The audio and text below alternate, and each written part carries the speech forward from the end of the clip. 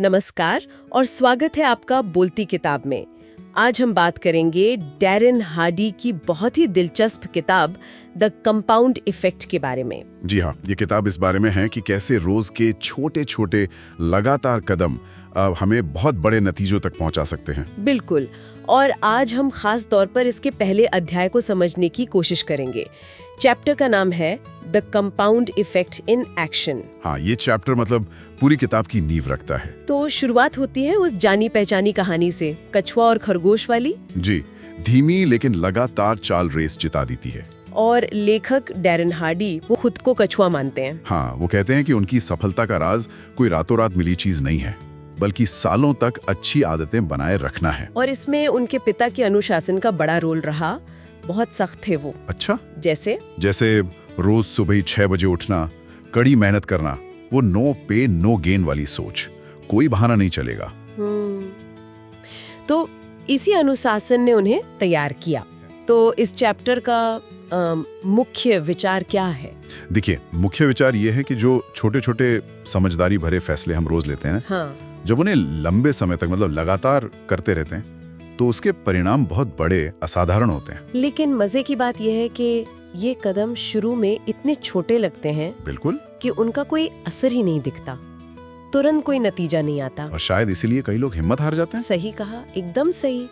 इसी को समझाने के लिए वो एक बड़ा मजेदार उदाहरण देते हैं, मैजिक पेनी का। ओ हाँ, वो जादुई पैसा वाला। जी, आपको चुनना है, या तो अभी $3 मिलियन नकद ले लें, या फिर एक पैसा जो अगले 21 दिनों तक हर रोज डबल होता जाएगा। सुनने में तो $3 मिलियन ही बेहतर लगता है। एक पैसे का क्या करेंगे? हाँ, ज्यादातर लोग यही सोचते हैं। लगता है कि $3 मिलियन ज्यादा है, लेकिन अगर आप हिसाब लगाएं तो 21 दिन बाद वो एक पैसा बढ़ते बढ़ते $10 मिलियन से भी ज्यादा हो जाता है। अरे वाह, $10 मिलियन। जी, लेकिन यहाँ धैर्य की बात है, क्योंकि 20वें दिन तक आपके पास सिर्फ $5,000 के आसपास होते हैं। असली जो उछाल आता है वो बिल्कुल आखिर के दिनों में आता है। ये तो कमाल का उदाहरण है। मतलब लगातार लगे रहने की ताकत दिखाता है, भले ही शुरू में कुछ ना दिखे। बिल्कुल, और फिर वो असल जिंदगी का उदाहरण देते हैं। 3 दोस्त, लैरी, स्कॉट और ब्रैड। हाँ, ये कहानी काफी असरदार। हाँ, तीनों की जिंदगी लगभग एक जैसी थी, आमदनी, आदतें, सेहत।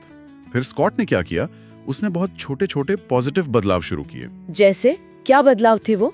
बहुत मामूली, रोज सिर्फ 10 पेज किसी अच्छी किताब के पढ़ना, अपनी डाइट से रोजाना बस 125 कैलोरी कम करना, थोड़ा ज्यादा पैदल चलना, बस इतना ही। अच्छा, और ब्रैड ने उतने ही छोटे लेकिन उल्टे काम किए। नेगेटिव, एक बड़ा टीवी खरीद लिया, मतलब ज्यादा स्क्रीन टाइम, थोड़ा जंक फूड खाना शुरू कर दिया, ड्रिंक्स थोड़ी बढ़ा दी। और लैरी? वो वैसे का वैसा रहा। हाँ, लैरी ने कुछ नहीं बदला, वो जैसा था वैसा ही रहा। हाँ, दिलचस्प बात यह है क्या कि कई महीनों तक, शायद साल 1.5 साल तक, तीनों में कोई खास फर्क नजर ही नहीं आया। सच में? मतलब स्कॉट के 10 पेज पढ़ने से कुछ नहीं हुआ? तुरंत कुछ नहीं ना। ब्रैड वो थोड़ा ज्यादा खाने से मोटा हुआ। यही तो कंपाउंड इफेक्ट का खेल है। असर धीरे धीरे पर्दे के पीछे होता रहता है। लेकिन फिर लंबे समय में क्या हुआ? लगभग 2.5 साल बाद, यानी कोई 31 महीने बाद, नतीजे जमीन आसमान के थे। अच्छा, क्या हुआ? स्कॉट, जिसने वो छोटे अच्छे काम किए थे, वो काफी फिट हो गया था, वजन कम हो गया था, उसे नौकरी में प्रमोशन मिल गया था, और उसकी शादीशुदा जिंदगी भी बहुत खुशहाल थी। वाह। और ब्रैड का क्या? ब्रैड, उसका वजन काफी बढ़ चुका था, वो नाखुश रहने लगा था, काम पर भी असर पड़ा, और उसकी शादी में भी मुश्किलें आ गई थी। और लैरी? वो लगभग वहीं का वहीं था। कोई तरक्की नहीं, कोई गिरावट भी नहीं, बस शायद थोड़ा ज्यादा चिड़चिड़ा हो गया था दुनिया से। ये कहानी तो साफ दिखाती है कि कैसे वो रोज के छोटे छोटे फैसले जो उस वक्त बेकार से लगते हैं, हाँ, बिल्कुल, वो हमें धीरे धीरे या तो ऊपर ले जाते हैं या नीचे। सही कहा। इसी को लेखक रिपल इफेक्ट कहते हैं, लहर की तरह। स्कॉट का सिर्फ 10 पेज पढ़ना उसके ज्ञान तक ही सीमित नहीं रहा। उससे उसका आत्मविश्वास बढ़ा, काम के लिए नए आइडिया मिले। हाँ, और शायद बातचीत भी बेहतर हुई होगी। बिल्कुल। और वैसे ही ब्रैड की थोड़ी सी लापरवाही सिर्फ वजन तक नहीं रुकी, उसने उसकी एनर्जी, मूड, रिश्तों, सब पर असर डाला। एक छोटा सा कंकड़ पूरी झील में लहरें पैदा कर देता है। एकदम सही। लेखक एक और बात की आलोचना करते हैं, वो है माइक्रोवेव मेंटालिटी। हाँ, मतलब सब कुछ फटाफट चाहिए, हाँ। रातों रात अमीर, चुटकियों में फिट। जी, समाज हमें ऐसे झूठे वादों से भरता रहता है, जबकि असली सफलता वो पुराने जमाने वाली ओल्ड स्कूल सक्सेस, वो तो लगातार मेहनत, अनुशासन और धैर्य से ही आती है, जैसे हमारे दादा परदादा करते थे। कोई शॉर्टकट नहीं है। Fails like success. सफलता आपको आत्मसंतुष्ट बना सकती है, जो खतरनाक है।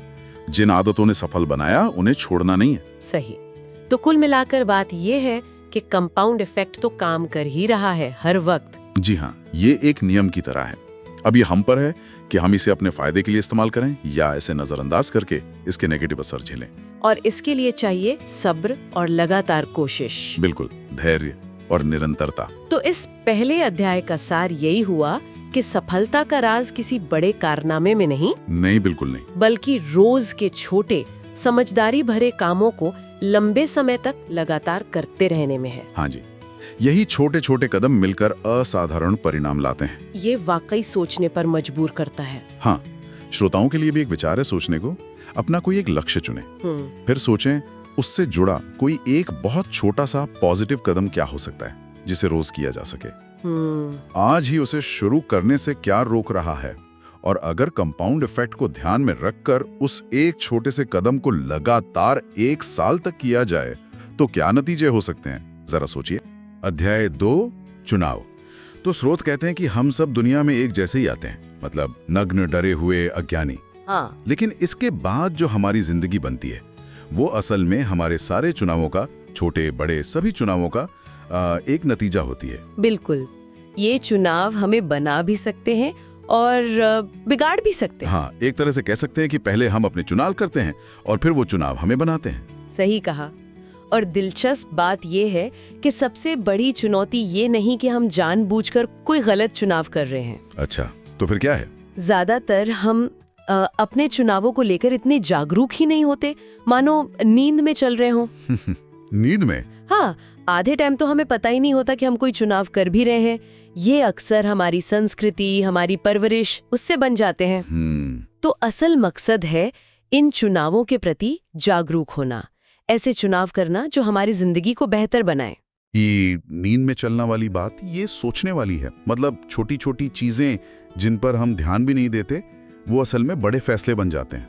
हाँ, जैसे वो एक कहावत भी है शायद, हाथी नहीं काटते मच्छर काटते हैं, कुछ ऐसा ही है ना? बिल्कुल। स्रोत इसी बात पर जोर देते हैं।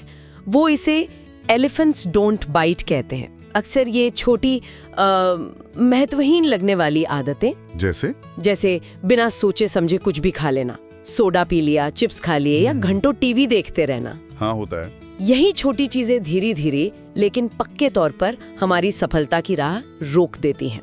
इसीलिए कहा गया है कि हमें जागना होगा और ऐसे चुनाव करने होंगे जो हमें सशक्त बनाए। बिल्कुल। और यहीं पर अपने चुनावों को ट्रैक करने का आइडिया आता है। उसे एक तरह का सीक्रेट वेपन या स्कोर कार्ड कहा गया है। ट्रैक करना मतलब लिखना। क्या सच में सिर्फ लिखने भर से इतना फर्क पड़ जाता है? स्रोत में लेखक का अपना अनुभव दिया है। उन्होंने बताया कि कैसे वो अपने फाइनेंस को लेकर, पैसों को लेकर, मनी ट्रैप, बहुत लापरवाही बरतते थे। जब वो 20-21 साल के थे तो पता चला कि उन पर $100,000 से ज्यादा का टैक्स बकाया है। अरे बाप रे। और उन्हें ये भी नहीं पता था कि पैसा गया कहाँ। अरे बाप रे। फिर तो उनके अकाउंटेंट ने उन्हें एक सलाह दी। सिर्फ 30 दिन तक जो भी पैसा खर्च कर रहे हैं उसे लिखने को कहा। हर एक पैसा सिर्फ लिखना। हाँ। और उससे क्या हुआ? उससे उस छोटे से काम ने उनके खर्चों को लेकर एक जबरदस्त, मतलब तुरंत वाली जागरूकता पैदा कर दी। अच्छा। तो ये जो ट्रैकिंग का सिद्धांत है ना, ये किसी भी आदत को बदलने में काम आता है। कहा भी गया है कि आप जिस चीज को मापते नहीं हैं, उसे सुधार भी नहीं सकते। ये तो बहुत दिलचस्प बात है। लेकिन क्या सिर्फ ट्रैक करना ही काफी है? मुझे लगता है स्रोत में 100% जिम्मेदारी लेने की भी बात है। उसका क्या मतलब है? हाँ, वो बहुत जरूरी पॉइंट है। उसका मतलब है अपने जीवन में जो भी हो रहा है, हर चीज की पूरी जिम्मेदारी लेना। हर चीज की मतलब? हाँ, अपने सभी चुनावों की, और जो कुछ भी आपके साथ होता है उस पर आप कैसे रिएक्ट करते हैं उसकी भी। ये एक तरह से बहुत आजाद करने वाली सोच है। मतलब ब्लेम गेम नहीं खेलना। बिल्कुल। ट्रैफिक जैम के लिए ट्रैफिक को दोष देना या अपने खराब मूड के लिए किसी और को ये जिम्मेदारी लेना नहीं है। स्रोत साफ कहते हैं कि आप अकेले ही जिम्मेदार हैं। किस चीज के लिए? कि आप क्या करते हैं, क्या नहीं करते हैं, या फिर जो आपके साथ हुआ उस पर आप कैसे प्रतिक्रिया देते हैं। ये तो काफी गहरी बात है, पूरी जिम्मेदारी लेना। क्या ये रिश्तों जैसी चीजों पर भी लागू होता है? हाँ बिल्कुल होता है। लेखक ने इसे रिश्तों में भी आजमाया था। उन्होंने इसे थैंक्सगिविंग ईयर राउंड का नाम दिया। अच्छा, उसमें क्या किया उन्होंने? उन्होंने तय किया कि वो 1 साल तक रोज अपनी पत्नी के बारे में कम से कम एक चीज ऐसी लिखेंगे जिसकी वो सराहना करते, कोई अच्छी बात। रोज 1 साल तक? उसका नतीजा क्या निकला फिर? साल के अंत तक एक पूरी डायरी भर गई थी। जाहिर है ये उनकी पत्नी के लिए एक बेहतरीन तोहफा था, लेकिन वो कहते हैं कि सबसे ज्यादा असर उन पे खुद हुआ। उन पे कैसे? उस अभ्यास ने उन्हें मजबूर किया कि वो अपनी पत्नी के अच्छी बातों पर ही ध्यान दें। इससे उनका रिश्ता और भी ज्यादा गहरा हो गया। मतलब वो दोबारा उनके प्यार में पड़ गए एक तरह से। वाह। तो सकारात्मक चीजों पर ध्यान केंद्रित करने का चुनाव, उसने सब कुछ बदल दिया। ये वाकई सकारात्मक चुनाव की शक्ति दिखाता है। लेकिन एक सवाल और है, क्या सफलता में सिर्फ हमारे चुनाव ही मायने रखते हैं? किस्मत का क्या रोल है, जिसे लोग गेटिंग लकी कहते हैं? अच्छा सवाल है। स्रोत किस्मत को महज संयोग नहीं मानते, वो इसके लिए एक फॉर्मूला जैसा देते हैं। फॉर्मूला? कैसा फॉर्मूला? भाग्य बराबर तैयारी, मतलब पर्सनल ग्रोथ प्लस रवैया, सही सोच, आपकी मानसिकता प्लस अवसर, जो अच्छी चीज आपके सामने आती है, प्लस क्रिया, यानी आप उस अवसर का कुछ करते हैं। तैयारी प्लस रवैया प्लस अवसर प्लस क्रिया बराबर भाग्य। दिलचस्प है। हाँ, रिचर्ड ब्रैंसन का भी जिक्र है। वो कहते हैं कि भाग्यशाली तो हम सब होते हैं, फर्क बस इतना है कि कुछ लोग जब मौका आता है तो उसका फायदा उठा लेते हैं। मतलब क्रिया बहुत जरूरी है, एक्शन लेना। तो तैयारी और क्रिया, मतलब भाग्य भी काफी हद तक हमारे चुनावों और हमारी मेहनत पर निर्भर करता है। और शायद छोटे छोटे चुनाव भी बहुत बड़ा असर डाल सकते हैं ना? निश्चित रूप से। एक सीईओ टेक अ वॉक का उदाहरण दिया गया है। उन्होंने हफ्ते में सिर्फ 3 बार अपने ऑफिस में थोड़ा घूमकर कर्मचारियों की तारीफ करने की एक छोटी सी आदत डाली, बस इतना सा। और उससे कंपनी का पूरा माहौल बदल गया और मुनाफा भी बढ़ा। कमाल है। या फिर एक और उदाहरण है, एक सहायक मनी ट्री का। उसने महीने में सिर्फ $33 बचाना शुरू किया। बहुत छोटी रकम है ना? हाँ बिल्कुल। लेकिन उसने धीरे धीरे बचत को अपनी आय के 10% तक बढ़ाया। नतीजा, उसकी आमदनी और संपत्ति दोनों में जबरदस्त बढ़ोतरी हुई। ये सब एक छोटे से चुनाव से शुरू हुआ। और इसमें शायद समय का भी बड़ा रोल है। Time is of the essence, मतलब जितनी जल्दी शुरू करें उतना अच्छा। बिल्कुल। कंपाउंड इफेक्ट का जादू तभी ज्यादा चलता है जब आप जल्दी शुरुआत करते हैं। कोई उदाहरण है इसका? हाँ, रिटायरमेंट बचत का क्लासिक उदाहरण है। मान लीजिए एक दोस्त 23 साल की उम्र में हर महीने $250 बचाना शुरू करता है। दूसरा दोस्त 40 साल की उम्र में शुरू करता है। भले ही वो ज्यादा सालों तक बचाए, तो भी 23 साल वाला ज्यादा जमा कर लेगा। हाँ, कहीं ज्यादा, क्योंकि उसके पैसे को कंपाउंड होने के लिए ज्यादा समय मिला। ब्रायन ट्रेसी का एक मॉडल भी है जो दिखाता है कि अगर आप रोज सिर्फ 0.1% बेहतर होते हैं, सिर्फ 0.1%, तो 10 साल में आप 1000% बेहतर हो सकते हैं। 1000%? ये तो अविश्वसनीय लगता है। लेकिन ये कंपाउंडिंग की ताकत है। तो इसका मतलब ये हुआ कि सफलता असल में कोई स्प्रिंट नहीं बल्कि एक मैराथन है। Success is a half marathon, जैसे वो बेवर्ली की कहानी है स्रोत में। हाँ, जिसने धीरे धीरे अपनी दौड़ने की दूरी बढ़ाई। और न सिर्फ हाफ मैराथन पूरी की, बल्कि इस पूरी प्रक्रिया में उसकी जिंदगी के कई और पहलू भी बेहतर हो गए। सही कहा। देखिए, कुंजी है अपनी क्यों शक्ति को ढूंढना। आपकी प्रेरणा क्या है, और फिर छोटे लेकिन लगातार कदम उठाते रहना। जैसा कि जिलियन माइकल्स कहती हैं, हर पल का चुनाव, हर एक छोटा फैसला या तो हमें अपने लक्ष्य के करीब ले जा रहा है या उससे दूर। सवाल बस ये है कि हम वो चुनाव जागरूक होकर कर रहे हैं या बस अनजाने में। चैप्टर 3, आदतें। हाँ, आदतें। ये बड़ा दिलचस्प विषय है।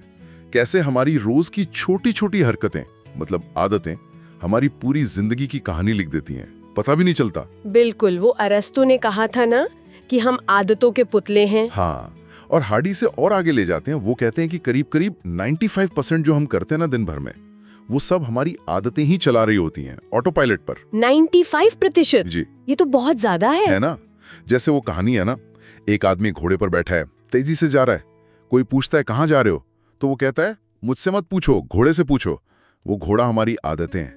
हम सोचते हैं हम कंट्रोल में हैं, पर असल में आदतें हमें हाँक रही होती हैं। सही बात है। और ये आदतें अच्छी भी हो सकती हैं, बुरी भी, जो हमें या तो ऊपर ले जाएंगी या नीचे। एग्जैक्टली। सफल लोगों को देखिए, अक्सर उनकी सफलता का राज उनकी अच्छी आदतें होती हैं। जैसे वो लैरी बर्ड, बास्केटबॉल के महान खिलाड़ी, रोज सुबह उठकर सबसे पहले सैकड़ों फ्री थ्रो प्रैक्टिस करते थे। ये कोई टैलेंट नहीं था, ये आदत थी, पक्की आदत। हाँ, वो अनुशासन। लेकिन फिर ये सवाल उठता है कि हम जानते हुए भी, मतलब पता होते हुए भी, बुरी आदतों में क्यों फंस जाते हैं? इसका कारण है हार्डी के अनुसार तत्काल संतुष्टि का लालच, इंस्टेंट ग्रेटिफिकेशन। अच्छा। मतलब देखिए, एक बर्गर खाने का या सिगरेट पीने का या केक का टुकड़ा खाने का मजा तो तुरंत मिल जाता है ना? हाँ बिल्कुल। पर उसका जो नुकसान है वो धीरे धीरे बहुत बाद में सामने आता है। तो हमारा दिमाग जो है ना, वो उस तत्काल मजे पर फोकस करता है, बाद के नुकसान को अनदेखा कर देता है। और ये छोटी छोटी रोज की बुरी पसंदें ये फिर जुड़ती जाती हैं और कंपाउंड होके बड़ा नुकसान कर देती हैं। हाँ, जैसे वो हवाई जहाज वाला उदाहरण, लॉस एंजलिस से न्यूयॉर्क जा रहा है। अगर सिर्फ 1% भी अपने रास्ते से भटक जाए ना, तो वो अपनी मंजिल से करीब 150 मील दूर उतरेगा। सोचिए, हमारी छोटी छोटी बुरी आदतें भी हमें हमारे लक्ष्यों से ऐसे ही भटका देती हैं। ये तो बहुत सोचने वाली बात है। तो फिर उपाय क्या है? सिर्फ इच्छा शक्ति, विल पावर? हार्डी कहते हैं नहीं, विल पावर अकेली काफी नहीं है, वो तो आती जाती रहती है। असली ताकत है वाई पावर में, यानी आपकी क्यों की शक्ति। वाई पावर मतलब आपको वो बदलाव क्यों चाहिए, उसके पीछे का मजबूत कारण क्या है। जब तक वो क्यों बहुत शक्तिशाली और भावनात्मक नहीं होगा ना, तब तक आप मुश्किलों में टिक नहीं पाएंगे। विल पावर जवाब दे जाएगी। हाँ, जैसे वो तख्ते वाला उदाहरण, जमीन पर रखे तख्ते पर चलने के लिए $20 काफी है। बिल्कुल, कोई भी चल देगा, लेकिन वही तख्ता अगर 200 मंजिला इमारतों के बीच रख दें, अब $20 के लिए कौन चलेगा? कोई नहीं। सही। बच्चा वहां फंसा हो तब तो बिना सोचे दौड़ पड़ेंगे। क्यों? क्योंकि अब आपका क्यों बहुत बड़ा हो गया है, वो $20 से कहीं ज्यादा ताकतवर है। ये क्यों हमारे मूल मूल्यों, हमारे सपनों, हमारे मकसद से जुड़ा होता है। अपने कोर वैल्यूज को पहचानना बहुत जरूरी है, उससे फैसले लेना आसान हो जाता है। और इस क्यों को एक दिशा चाहिए, वो दिशा मिलती है लक्ष्यों से, गोल्स से। हाँ, बिना लक्ष्य के कंपाउंड इफेक्ट कहाँ काम करेगा। लक्ष्य हमारे दिमाग को फोकस देते हैं। जैसे वो होता है ना, जब आप कोई नई कार खरीदने का सोचते हैं, अरे हाँ, फिर वही कार हर जगह दिखने लगती है। वही, इसे आकर्षण का नियम भी कहते हैं। पर असल में ये दिमाग का फोकस है, आप जो ढूंढते हैं वही आपको दिखता है। इसीलिए हार्डी कहते हैं, अपने लक्ष्यों को लिखो। लिखना बहुत जरूरी है। ठीक है, लक्ष्य तय हो गए, क्यों पता चल गया। लेकिन हार्डी एक और गहरी बात करते हैं। हाँ, वो ये कि सिर्फ ये सोचना काफी नहीं कि मुझे क्या करना है, इससे ज्यादा जरूरी सवाल है मुझे कौन बनना है। कौन बनना है? हाँ, जिम रोहन का वो मशहूर कोट है ना कि सफलता कोई ऐसी चीज नहीं जिसका पीछा किया जाए, सफलता तो उस इंसान की तरफ आकर्षित होती है जो आप बन जाते हैं। वाह, ये तो बहुत शक्तिशाली विचार है। हार्डी अपना उदाहरण भी देते हैं कि अपनी पत्नी को आकर्षित करने के लिए उन्हें पहले खुद को उस तरह का इंसान बनाना पड़ा जिसे वो पाना चाहते थे। तो पूरी प्रक्रिया हुई, सही चुनाव, चॉइसेस, उसे सही व्यवहार, बिहेवियर, वो व्यवहार आदत बना और आदतें हमें लक्ष्यों तक ले गईं। बिल्कुल, और इसका पहला कदम है जागरूकता, अपनी आदतों को पहचानना, उन्हें ट्रैक करना। जैसे वो एग्जीक्यूटिव जिसने ट्रैक किया तो पता चला कि वो रोज 3.5 घंटे टीवी पर सिर्फ खबरें देख रहा था। हाँ, बिना ट्रैकिंग के पता ही नहीं चलता कि समय और ऊर्जा कहाँ जा रही है। तो पहला काम, अपनी वो आदतें पहचानिए जो आपको रोक रही हैं और वो आदतें जो आपको आगे ले जाएंगी। अच्छा, तो बुरी आदतों से छुटकारा कैसे पाएं? कुछ तरीके बताए हैं हार्डी ने।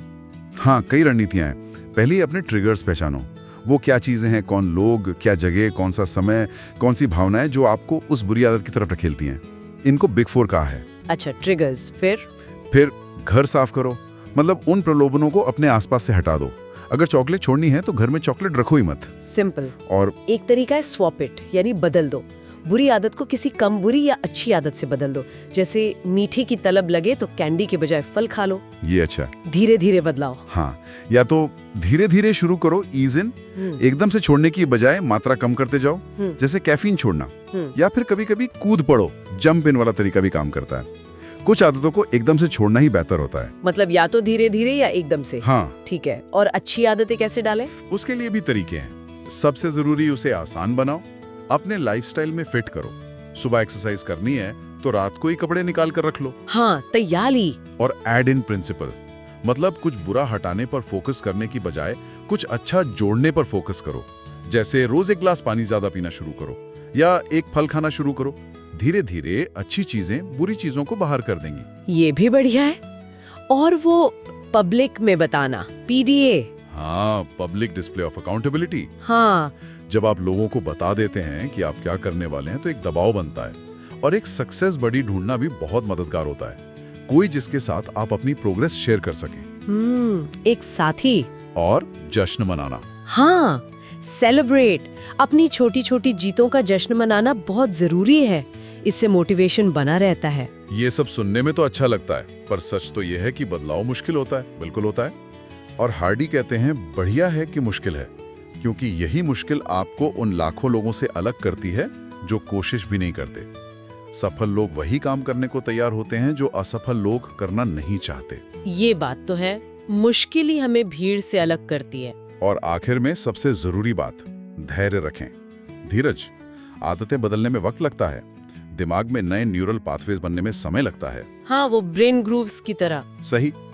तो अगर आप एक दो बार फेल हो जाएं या पुरानी आदत में वापस चले जाएं, तो हार मत मानिए, खुद को कोसिए मत, बस धूल झाड़कर फिर से शुरू कीजिए। तो कुल मिलाकर आदतें ही हमारी जिंदगी की नींव है। अगर 95% जिंदगी इन्हीं से चलती है, तो सोचने वाली बात यह है कि वो कौन सी एक छोटी सी आदत है जिसे आज से ही बदलकर हम अपने जीवन में सबसे बड़ा सकारात्मक कंपाउंड इफेक्ट शुरू कर सकते हैं। तो चलिए सीधे बात करते हैं अध्याय 4 की, जिसका नाम है मोमेंटम। किताब में इसे बिग मो भी कहा गया है ना, और ये माना गया है कि सफलता के लिए ये एक बहुत ही शक्तिशाली ताकत है। बिल्कुल, इसे सफलता का एक तरह से साथी कह सकते हैं। बड़े से बड़े जो कामयाब लोग हैं वो जाने अनजाने इसकी पावर का इस्तेमाल करते ही हैं। सुनने में तो बड़ा अच्छा लगता है ये बिग मो, पर असल में ये है क्या? मतलब इसे समझें कैसे? हाँ, देखिए, इसे समझने का सबसे आसान तरीका है न्यूटन का वो जड़त्व का नियम, लॉ ऑफ इनर्शिया। अच्छा, वो स्कूल वाला? हाँ, वही। जैसे कोई चीज अगर रुकी हुई है तो वो रुकी रहना चाहेगी, और अगर चल रही है तो भाई चलती रहना चाहेगी। सफलता का भी कुछ ऐसे ही हिसाब है। एक बार आपने जीतना शुरू किया, मोमेंटम पकड़ा, तो फिर आगे जीतना थोड़ा आसान सा लगने लगता है। हाँ, जैसे वो बचपन में गोल घूमने वाला झूला होता था, मेरी गो राउंड, उसको पहली बार धक्का देना, उफ, कितनी मुश्किल होती थी। सही कहा, पूरी जान लगानी पड़ती थी। हाँ, पर एक बार वो घूमना शुरू हो गया तो फिर तो हल्की सी पुश से भी उसकी स्पीड बनी रहती थी। लेकिन यही सवाल है, असल जिंदगी में वो पहला धक्का कैसे लगाएं? ज्यादातर लोग यहीं पर मतलब अटक जाते हैं। और यहीं पर ये चैप्टर 4 का सबसे जरूरी सुझाव आता है, रूटीन की शक्ति। एक अच्छी दिनचर्या बनाना और फिर उस पर टिके रहना, यही वो पहला धक्का है। और मोमेंटम बनाए रखने का सबसे कारगर तरीका भी यही है। रूटीन, दिनचर्या, ये शब्द सुनते ही कई लोगों को लगता है कि जिंदगी एकदम बोरिंग हो जाएगी, रोबोट जैसी। क्या इसका मतलब यही है? नहीं, बिल्कुल नहीं। यहाँ मतलब कोई सख्त मिलिट्री जैसे नियमों से नहीं है, बल्कि एक सपोर्ट सिस्टम बनाने से है। किताब खास तौर पर जोर देती है बुक एंडिंग योर डेज पर। बुक एंडिंग, ये क्या होता है? मतलब अपने दिन की शुरुआत राइज एंड शाइन और दिन का अंत स्वीट ड्रीम्स, इन दोनों को संभालना। सुबह की एक अच्छी पॉजिटिव शुरुआत पूरे दिन के लिए एक अच्छा टोन सेट कर देती है, और रात को सोने से पहले की तैयारी अगले दिन की नींव रखती है। ये छोटी छोटी चीजें हैं, पर ये मिलकर उस झूले वाले धक्के का काम करती हैं। अच्छा, तो ये बुक एंडिंग हुई मोमेंटम बनाने की पहली सीढ़ी। लेकिन जैसा मैंने कहा, रूटीन कई बार उबाऊ हो सकता है। तो जब सब कुछ एक जैसा लगने लगे तब क्या? क्योंकि रफ्तार धीमी पड़ने का ये भी तो एक कारण हो सकता है ना? हाँ, बिल्कुल हो सकता है, और ये बहुत जरूरी सवाल है। इसीलिए किताब कहती है शेक इट अप। मतलब कभी कभी अपनी रूटीन में थोड़ा बदलाव लाओ। कुछ नयापन जरूरी है ताकि वो ताजगी बनी रहे, आप बोर ना हो जाएं। थोड़ा बदलाव। हाँ, लेकिन इसका ये मतलब बिल्कुल नहीं कि आप अपनी लय ही बिगाड़ दें। अपनी एक रिदम ढूंढना और उसे समझना बहुत जरूरी है। लय, रिदम, इसका क्या मतलब है यहाँ पर? इसका मतलब है अपनी पर्सनल एनर्जी को समझना। कब आप ज्यादा प्रोडक्टिव होते हैं, सुबह, दोपहर, शाम। इसी तरह हमारे कामों की भी एक लय होती है, हफ्ते की, महीने की, तिमाही की। किताब इसे कहती है रजिस्टरिंग योर रिदम। अपनी इस लय को पहचानना और फिर उसके हिसाब से अपने काम प्लान करना। अच्छा, इससे पता चलता है कि कब जोर लगाना है, कब थोड़ा हल्का चलना है। लेकिन मोमेंटम खोना नहीं है। ये दिलचस्प है। मतलब एक तरफ तो रोज का डिसिप्लिन चाहिए, दिनचर्या वाला, और दूसरी तरफ अपनी बड़ी लय को समझकर उसमें थोड़ी फ्लेक्सिबिलिटी भी रखनी है। इन दोनों में बैलेंस साधना जरूरी है। बिल्कुल। और इन सब के पीछे जो एक चीज है जो सबसे ज्यादा जरूरी है, वो है निरंतरता, कंसिस्टेंसी। हाँ, ये शब्द बार बार आता है क्योंकि यही आधार है। किताब में वो पुराने हैंडपंप का उदाहरण दिया है, नलके का। हाँ हाँ, पढ़ा है। उसे जब चलाना शुरू करते हैं तो शुरू में बहुत बार हैंडल चलाना पड़ता है ना। बिल्कुल। और पानी आता ही नहीं। बिल्कुल, लगता है सारी मेहनत बेकार जा रही है। तब लोग हार मान लेते हैं, छोड़ देते हैं। लेकिन जो लगा रहता है, पंप चलाता रहता है, उसे पता होता है कि पानी ऊपर आ रहा है, भले अभी दिख नहीं रहा, और फिर अचानक सिर्फ पानी आ जाता है। हाँ, पानी का सोता फूट पड़ता है। मोमेंटम भी बिल्कुल ऐसे ही काम करता है। शुरू के वो छोटे छोटे लगातार किए गए काम वो शायद तुरंत बड़ा नतीजा न दिखाएं, पर वो अंदर ही अंदर वो रफ्तार बना रहे होते हैं। और फिर एक पॉइंट आता है जब वो रफ्तार इतनी तेज हो जाती है कि उसे रोकना लगभग नामुमकिन सा हो जाता है। यही है बिग मो। बिल्कुल, यही है बिग मो। जब आपकी वो छोटी स्मार्ट आदतें और लगातार की गई कोशिशें समय के साथ मिलकर कंपाउंड होकर मोमेंटम पैदा करती हैं, तो नतीजे उम्मीद से कहीं ज्यादा बड़े होते हैं। यह है कंपाउंड इफेक्ट और मोमेंटम का मिला जुला जादू। छोटे स्मार्ट विकल्प प्लस निरंतरता प्लस समय, नतीजा जबरदस्त अंतर। तो कुल मिलाकर अध्याय 4 का निचोड़ यही है कि सफलता कोई लॉटरी नहीं है, ये तो सही दिनचर्या और लगातार की गई छोटी कोशिशों से बनी रफ्तार यानी मोमेंटम का नतीजा है। ये बिग मो कोई बाहरी शक्ति नहीं, इसे हम खुद बना सकते हैं। एकदम सही काम। और यहाँ सोचने वाली बात ये रह जाती है कि हम सबकी रोजमर्रा की जिंदगी में वो कौन सी एक या दो छोटी पर अहम आदतें या रूटीन हो सकती हैं जिन्हें अगर लगातार मतलब पूरी कंसिस्टेंसी से किया जाए तो वो हमारे लिए सबसे ज्यादा पॉजिटिव मोमेंटम, वो बिग मो पैदा कर सकती हैं। इस पर सोचना शायद अगली बड़ी छलांग की पहली तैयारी हो। तो आज हम द कंपाउंड इफेक्ट किताब के 5वें अध्याय पर बात कर रहे हैं। इसका नाम है प्रभाव यानी इन्फ्लुएंसेस। हाँ, ये अध्याय उन बाहरी ताकतों के बारे में है जो हमारी जिंदगी पर असर डालती हैं, अक्सर हमें पता भी नहीं चलता। बिल्कुल। और किताब इसे समझने के लिए 3 हिस्सों में बांटती है ना? हाँ, 3 मुख्य प्रभाव। पहला है इनपुट, मतलब हम अपने दिमाग में क्या डाल रहे हैं। इनपुट, कचरा अंदर कचरा बाहर, ये टाइटल ही काफी कुछ कह देता है। सही। आज के टाइम में ये बहुत जरूरी है, जहाँ इतनी ज्यादा जानकारी है, सोशल मीडिया है, न्यूज है। तो किताब कहती है कि हम जो भी लगातार कंज्यूम करते हैं, खबरें, पोस्ट्स, किताबें, यहाँ तक कि लोगों की बातें भी, अच्छा, वो धीरे धीरे हमारी सोच, हमारे यकीन और फिर हमारे नतीजों पर सीधा असर डालता है। तो ये वो कंपाउंड इफेक्ट वाली बात हो गई, रोज थोड़ा थोड़ा इनपुट जुड़कर बड़ा असर बनाता है। बिल्कुल। अगर हम लगातार मतलब नेगेटिव या कम क्वालिटी वाला कंटेंट देख रहे हैं, सुन रहे हैं, हाँ, तो वो धीरे धीरे हमारी सोच को, हमारे नजरिए को धुंधला कर सकता है। तो ये सिर्फ पैसिव कंजम्पशन नहीं है, हमें चुनना होगा कि दिमाग को क्या खिलाना है। ठीक है, ये समझ आया। तो इनपुट के बाद दूसरा प्रभाव? दूसरा है संगति, मतलब हम किन लोगों के साथ अपना वक्त बिताते हैं, एसोसिएशंस। हाँ, ये तो बहुत सुना है। कहते हैं जैसी संगत वैसी रंगत। बिल्कुल वही बात। किताब कहती है कि हमारे दोस्त, परिवार, साथ काम करने वाले लोग, हाँ, उनकी सोच, उनकी आदतें, उनकी उम्मीदें, वो सब अनजाने में हम पर असर डालती हैं। हम उनके जैसा सोचने या बर्ताव करने लगते हैं, भले ही हम ऐसा चाहें ना चाहें। ये तो सोचने वाली बात है। मतलब हमारे आसपास के लोग हमें आगे बढ़ा भी सकते हैं और रोक भी सकते हैं। हाँ बिल्कुल, उनका रवैया, उनकी एनर्जी, वो सब हम पर असर करती है। तो फिर किताब इसके लिए क्या सुझाव देती है, कैसे मैनेज करें इसे? मुख्य बात है जागरूकता। पहले तो ये समझना कि कौन हमें ऊपर उठा रहा है, कौन नीचे खींच रहा है। अच्छा। और फिर सचेत होके चुनना, ऐसे लोगों के साथ ज्यादा समय बिताना जो पॉजिटिव हों, जिनके लक्ष्य हमसे मिलते हों। मतलब सोच समझकर अपनी मंडली चुननी है। हाँ, ये सिर्फ लोगों के बारे में नहीं, बल्कि वो जो विचार और वाइब्स लाते हैं उसके बारे में भी है। ठीक है, तो पहला हुआ इनपुट, दूसरा संगति, तीसरा प्रभाव क्या है? किताब कहती है पर्यावरण। हाँ, environment. Changing your view changes your perspective. अपना दृष्टिकोण बदलने से नजरिया बदलता है। यहाँ पर्यावरण का क्या मतलब है? क्या सिर्फ साफ सफाई? नहीं, उससे कहीं ज्यादा।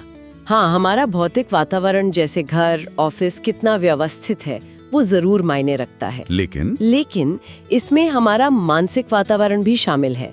हम अपना ध्यान कहाँ लगाते हैं, हम खुद को किस तरह के माहौल में रखते हैं, फिजिकली और मेंटली। अच्छा, तो ये अंदरूनी और बाहरी दोनों तरह के माहौल की बात है। बिल्कुल।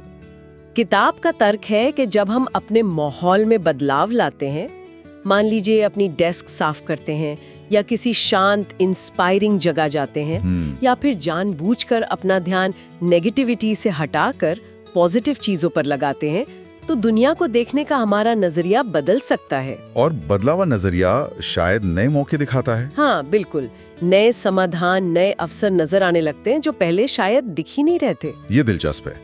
मतलब माहौल में छोटे छोटे बदलाव भी सोच पर बड़ा वो कंपाउंडिंग ऐसे ला सकते हैं। निश्चित रूप से। सोचिए, एक साफ सुथरी शांत जगह शायद आपको ज्यादा क्रिएटिव महसूस कराए। हाँ, ये तो होता है। और वहीं एक बिखरा हुआ शोर वाला माहौल शायद थका दे। ये रोज के छोटे छोटे प्रभाव जुड़ते जाते हैं हमारे मूड पर, हमारी एनर्जी पर और आखिर में हमारी सफलता पर। तो संक्षेप में कहें तो अध्याय 5 हमें 3 बाहरी प्रभावों के बारे में जागरूक कर रहा है: जानकारी, इनपुट, लोग, एसोसिएशंस और माहौल, एनवायरनमेंट। हाँ, और ये तीनों अलग अलग शायद छोटे लगे पर मिलकर एक बहुत शक्तिशाली कंपाउंड इफेक्ट बनाते हैं, जो धीरे धीरे हमारी जिंदगी की दिशा तय करते हैं, जैसे अदृश्य धागे। बिल्कुल, जो हमारे फैसलों और नतीजों का पूरा ताना बाना बुनते हैं। तो फिर हम सबके लिए सोचने वाली बात यह है कि क्या हम इन प्रभावों को पहचान रहे हैं? क्या हम इन्हें कंट्रोल कर रहे हैं? या फिर क्या ये प्रभाव अनजाने में हमें कंट्रोल कर रहे हैं? क्या हम जानबूझकर इन्हें अपने फायदे के लिए इस्तेमाल कर रहे हैं या बस बहते जा रहे हैं? यही सवाल हमें खुद से पूछना चाहिए। क्या हम अपनी जिंदगी में इन चीजों के ड्राइवर हैं या सिर्फ पैसेंजर? वाकई ये सोचने पर मजबूर करता है कि कौन से प्रभाव हमारे जीवन में चुपचाप काम कर रहे हैं और क्या वो हमें वहीं ले जा रहे हैं जहां हम सच में जाना चाहते हैं। तो चलिए डैरन हार्डी की किताब द कंपाउंड इफेक्ट के चैप्टर 6 पर आते हैं, एक्सेलरेशन यानी गतिवर्धन। हाँ, एक्सेलरेशन। पिछले चैप्टर्स में हमने आदतें, चुनाव, मोमेंटम, इन सब की बात की। बिल्कुल, वो नींव थी। और अब ये चैप्टर है कि उस मोमेंटम को, उस गति को तेज कैसे किया जाए। सिर्फ बनाए रखना काफी नहीं है। सही, यही सवाल है। एक बार गति मिल जाए तो उसे सच में बढ़ाएं कैसे? हाँ। और हार्डी कहते हैं कि अपने आप नहीं होता। मतलब ऐसा नहीं कि बस गति मिली और वो बढ़ती चली गई। अच्छा। इसके लिए एक सचेत प्रयास, कॉन्शियस एफर्ट चाहिए। और शुरुआत होती है सच्चाई के पलों से, moments of truth. Moments of truth, ये क्या है असल में?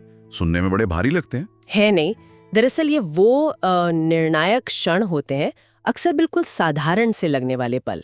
जैसे मीटिंग खत्म हुई और आपने सोचा कि एक सवाल और पूछ लूं या नहीं, या क्लाइंट को फॉलो अप ईमेल भेजें या छोड़ दें। अच्छा, हाँ, ये तो रोज होता है। हाँ, हार्डी यही कहते हैं कि ये वो पल है जहां हमारे छोटे से चुनाव या काम का असर बहुत बड़ा हो सकता है।